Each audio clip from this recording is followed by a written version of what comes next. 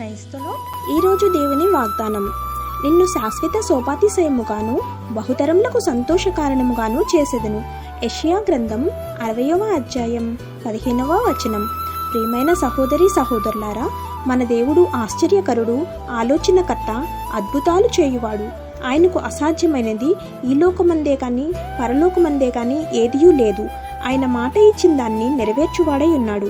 ఆయన్ను ప్రేమించి ఆయన మార్గంలో నడిచే వారికి ఆయన ఏమేలూ చేయక మానలేదు.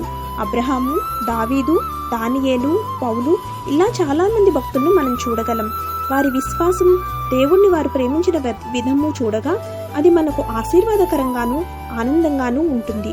మనం కూడా ఈ లోకపు ఆశలను, శరీరాశలను విడిచిపెట్టి దేవుని వాక్యపు వెలుగులో ఉండి ఆయన్ను ప్రేమించి ఆయన మార్గంలో నడిచినట్లయితే మనల్ని కూడా శాశ్వత శోభాతిశయముగాను రాబో తరములకు సంతోషకారణంగాను చేస్తాడు.